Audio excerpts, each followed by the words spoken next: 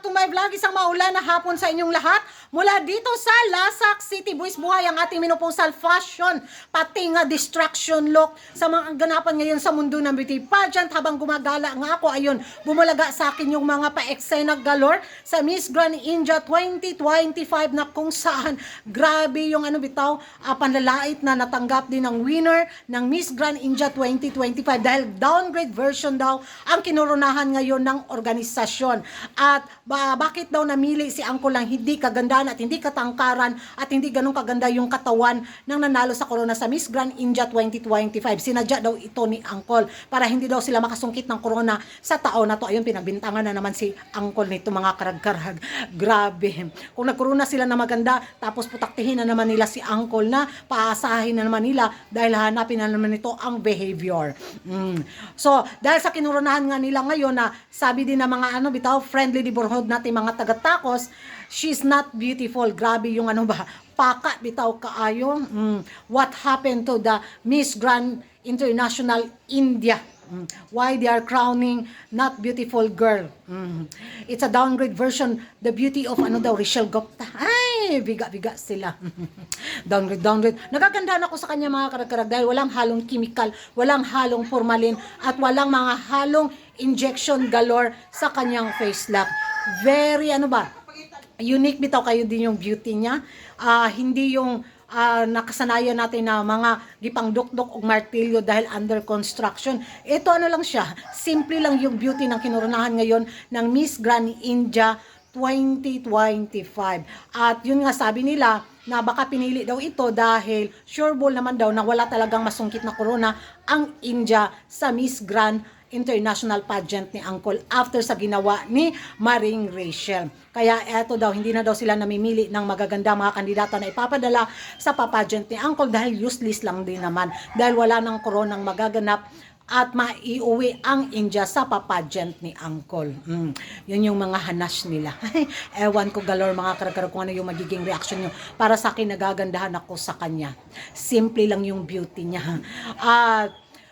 Ambot lang, ang dami mga kaganapan ngayon sa eksena bitaw na pinagchichismisan. So after dyan tayo sa Miss Grand India, dito na naman tayo sa Miss Universe Nigeria 2025 na kung saan yung dating kandidata na lumaban bitaw sa Miss World nung nanalo si Ansing na pinagbawalan siya or binan siya or ayaw talaga siyang pasalihin sa Miss Universe Nigeria 2025. Hi, so I've just been contacted by the Miss Universe organization. Well, first of all, I applied for Miss Universe Nigeria 2025. I put in my application, filled the form, paid the application fee. I did everything that I was supposed to do. I looked at all the rules and regulations, and I didn't really find any information that would disqualify me from applying or competing at Miss Universe Nigeria. But I've just been contacted by Miss Universe Nigeria organization, and I've been told that I cannot compete at Miss Universe Nigeria. It's really heartbreaking. I've been working for it for a year now. I've announced that I'll be competing for a year now.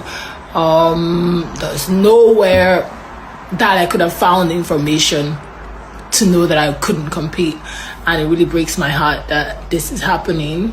But I just wish it's not my fault. I did everything I could, and I wish whoever wins the best, I guess, and I hope that they succeed.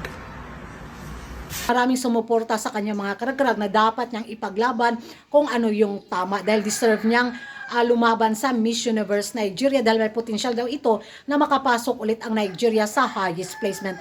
So magiging reaction ko nito mga karag-karag, alam naman natin na mula ng hawakan ng mga bagong mga alien bitaw ang Miss Universe organization, ang dami ng mga ichichiburichi, di ba?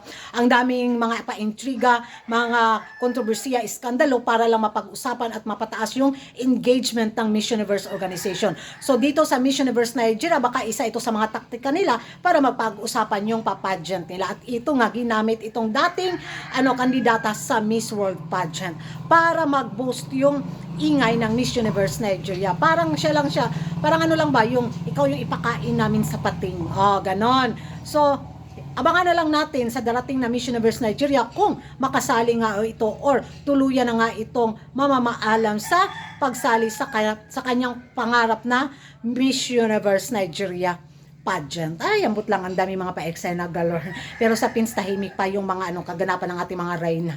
Abang tayo nitong mga karag-karag. Ewan ko sa inyo kung ano yung magiging reaction ninyo. Comment down below kung hindi ka pa nakapag-subscribe sa YouTube channel ko. Don't forget to like and subscribe ko Karagan Karag. And hit the notification bell para updated kayo sa mga latest kaganapan sa mundo ng beauty pageant. And thank you for watching. See you in my next vlog. Wapo kay kong pa-outfit, oh. Oh, oh. India po kay Dagoy sa Karagan, oh.